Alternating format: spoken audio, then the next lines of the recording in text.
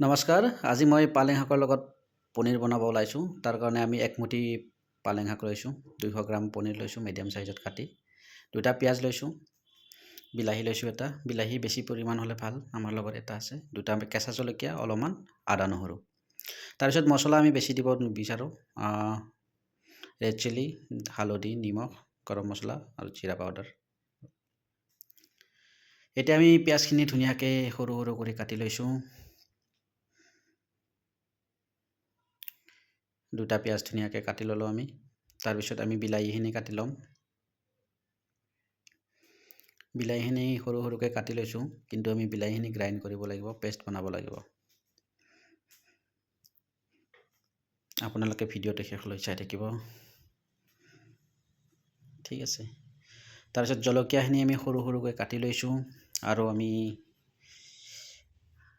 আদাখিনি অলপমান সৰু সৰু কৰি কাটি লৈছোঁ, যাতে আমি পিছাত সহজ হয়। তাৰপিছত এতিয়া আমাৰ হৈ গ'ল। ইয়াৰ পিছত আমি পালেং শাকখিনি ভালদৰে ধুই লৈছোঁ আৰু অলপ সময়ৰ কাৰণে বইল হ'ব দিব লাগিব। এয়া পালেং শাকখিনি বইল হ'ব গৈ আছে। পালেং শাকখিনি বইল হয় মানে আমি ধুনীয়াকৈ কেঁচা হালধি নহয়, আদা নহৰুখিনি পিচি ল'ম। এইটো মোৰ প্ৰথম ভিডিঅ', গতিকে আপোনালোকে ছাবস্ক্ৰাইব কৰি দিব। ঠিক আছে, বহুত কষ্ট কৰি বনাব ওলাইছোঁ, নিজে নাজানো, ইউটিউবত চাই চাই বনাইছোঁ। এয়া হৈ গ'ল আমাৰ ধুনীয়াকৈ পেষ্ট ৰেডি হৈ গ'ল। পেষ্ট বুলি ক'ব নোৱাৰি। তাৰপিছত পালেং শাকখিনি ধুনীয়াকৈ আমি লৈ আহিলোঁ, অলপ সময় ঠাণ্ডা হ'ব দিলোঁ, আৰু লগে লগে আমি বিলাহীখিনি গ্ৰাইণ্ড হ'ব দিলোঁ। 2 মিনিট হৈ গ'ল, পালেং শাকখিনিও আমি গ্ৰাইণ্ড কৰি লৈছোঁ। এয়া গ্ৰাইণ্ড হৈ গ'ল, বিলাহীখিনি ধুনীয়াকৈ গ্ৰাইণ্ড হ'ল। এতিয়া আমি পনীৰখিনি অলপ সময়ৰ কাৰণে ভাজি ল'ম। পনীৰখিনি ফ্ৰাই নকৰিলেও কথা নাই, কিন্তু আমি ভাজি লৈছোঁ।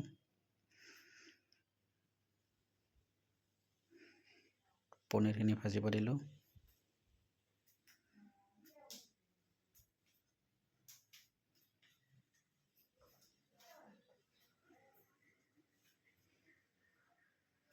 পনীৰখিনি অলমষ্ট ফ্ৰাই হৈ গ'ল, এতিয়া আমি নমাই থ'ম।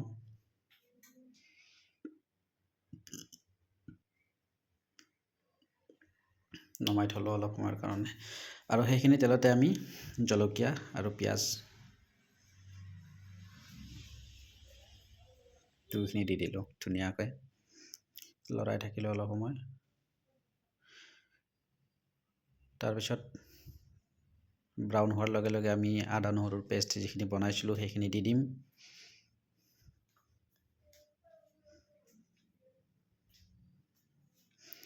দি দিলোঁ আমি পেষ্টখিনি, তাৰপিছত ধুনীয়াকৈ লৰাই থাকিলোঁ অলপ সময়। তাৰপিছত আমি যিখিনি মছলা ৰেডি কৰিছিলোঁ সেইখিনি দি দিলোঁ, গোটেইখিনি ধুনীয়াকৈ লাৰি থাকিলোঁ।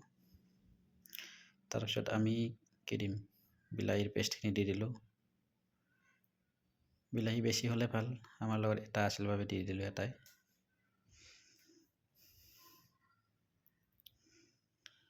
বিলাহীখিনি অলপ সময় লাৰিছোঁ। ইয়াৰ পিছত আমি পালেং শাকখিনি যিখিনি গ্ৰাইণ্ড কৰিছিলোঁ সেই গ্ৰাইণ্ডখিনি দি দিলোঁ। ধুনীয়াকৈ ধুই কেনে দি দিলোঁ, এইখিনিত লাগি আছে, এইখিনি ধুনীয়াকৈ ধুই কেনে পানীখিনি দি দিম। তাৰপিছত ধুনীয়াকৈ আমি লাৰি থাকিলোঁ।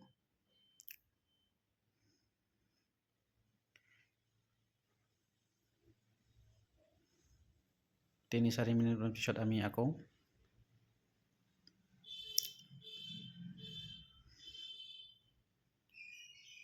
ল' ফ্লেমত থাকিব লাগিব। তাৰপিছত আমি ভাজি থোৱা পনীৰখিনি দি দিম।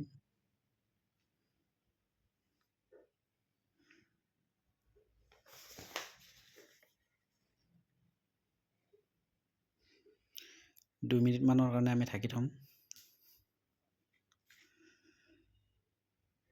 এয়া আমাৰ পনীৰ ৰেডি হৈ গ'ল।